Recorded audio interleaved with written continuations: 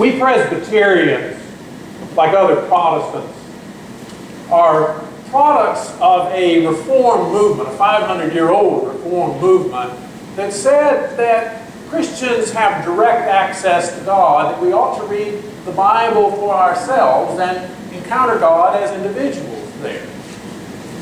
But we live in a time in which many Protestants rarely read their Bibles.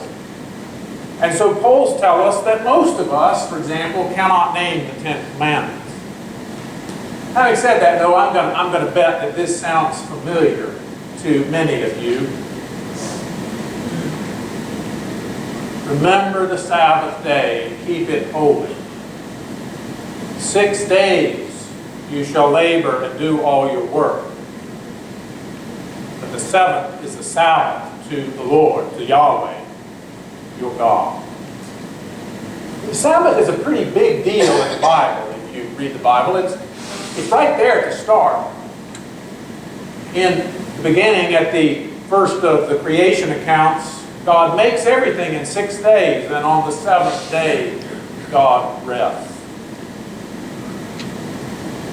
Sabbath keeping, though, seems not to have become a big deal to the Hebrews until they were carried off in exile around 600 BC.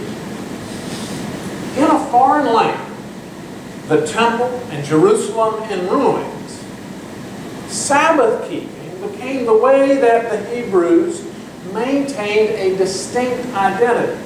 In Babylon, synagogue and Sabbath were the way that the Jews maintained their faith, preserved their faith, and remained close to God. Now, in Jesus' day, there was a rebuilt temple that you could go to for the festivals and to make your offerings. But Sabbath and synagogue had remained important.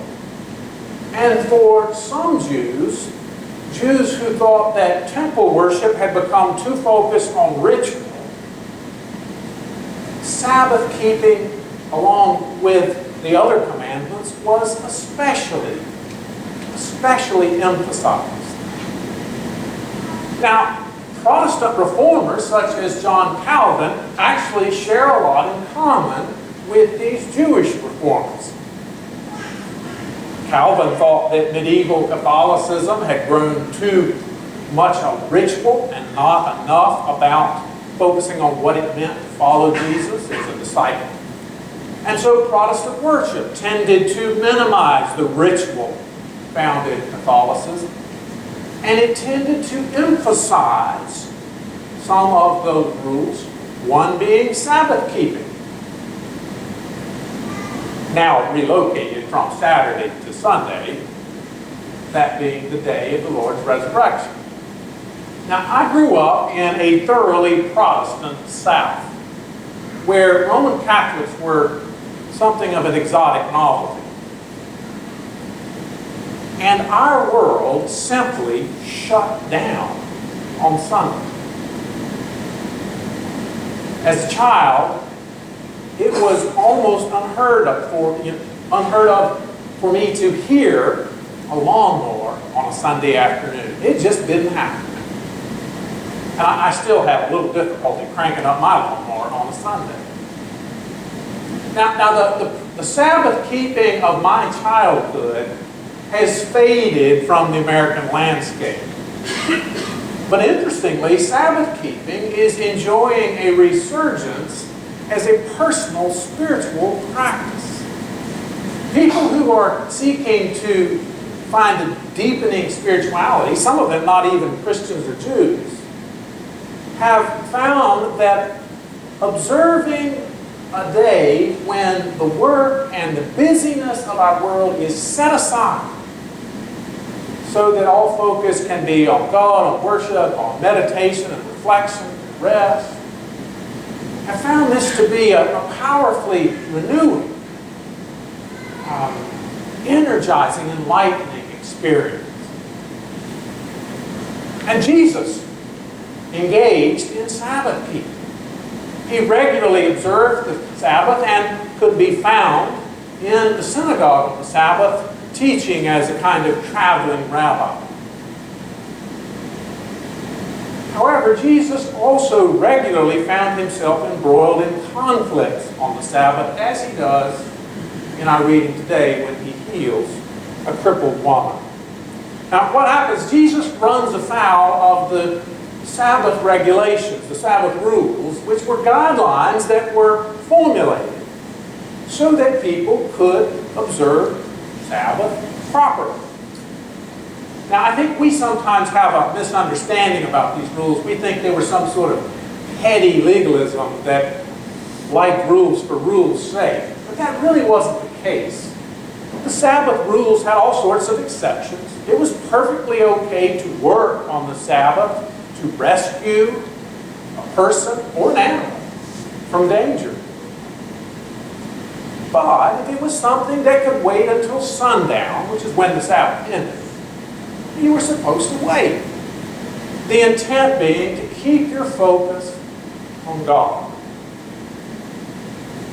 Now, as well intended as these Sabbath regulations were, they share a problem inherent in almost all religious practices. Practices that are originally designed to help draw people to God almost inevitably become the focus of the faith itself. Even when these practices cease to serve their original purpose, people will persist in it. And not only that, will insist that they are an absolutely essential part of the faith. And this is a problem just as much for us as it was for people in Jesus' day, including this fellow in the synagogue. And so the synagogue leader sees Jesus violating these rules that had served his faith for many years and had served them well, that were time-honored methods of drawing near to God, keeping God at the center. And so he cannot see God present and at work right there before his eyes. The very thing that he trusted to bring him close to God have hid God from him. And it happens just as easily to us. If you grew up in the church like I did, you grew up with some sort of worship style. You heard some sorts of hymns and certain sorts of prayers. And whatever style they were originally designed to help draw you into God's presence, to help make you aware that you were there with God in worship. And they have done and continue to do just that for many people. But a style from a certain time can become a barrier for someone from a later time who is unfamiliar with that style. It can obscure God for them. And when we decide that our particular way of doing worship, our particular way of or style of music, our particular form of prayer is the right way, we have begun the process of enshrining our way as an idol, forgetting that worship is about drawing near to God, about encountering God, not about our taste. And this is not a matter of old versus new. New forms of worship are as prone to this as old.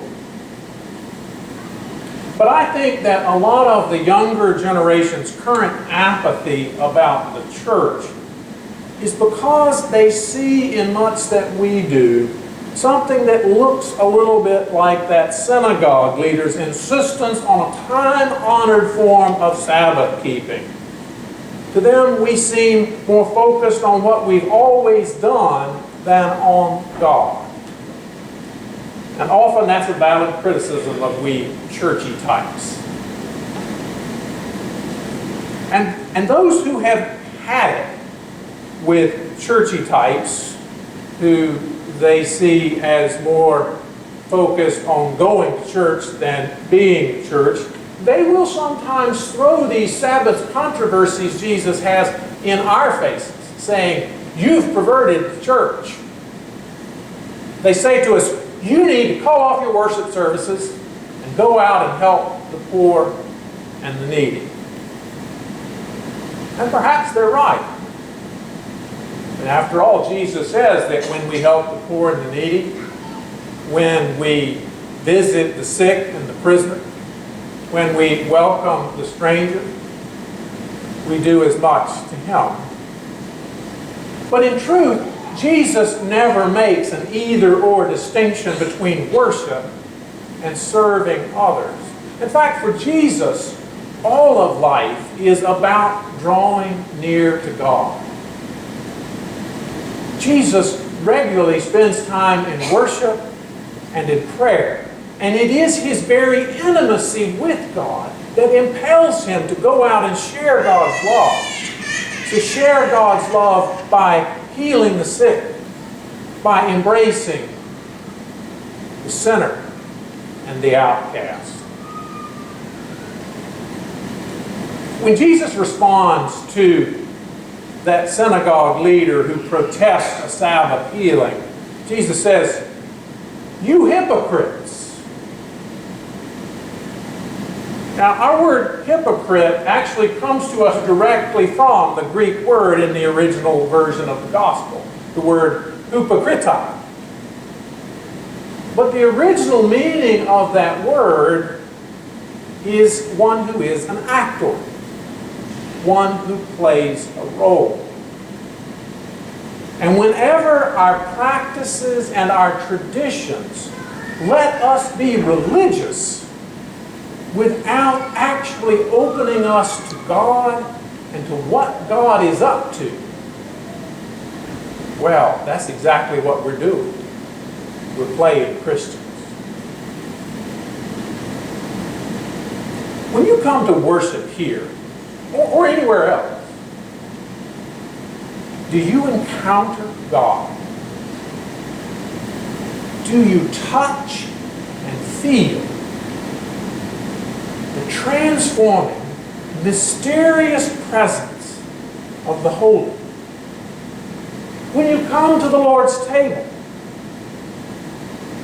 are you so filled with God's grace and so nourished there that you long to go out and to share God's love with others? And if your answer is no, why is that? Why do you think that is so? God is here. The Spirit is moving in this place. Jesus is here calling us to be His body, His living body in the world. The Spirit is here helping us to hear Jesus' call and empowering us to do all that He asks us to do. Thanks be to God.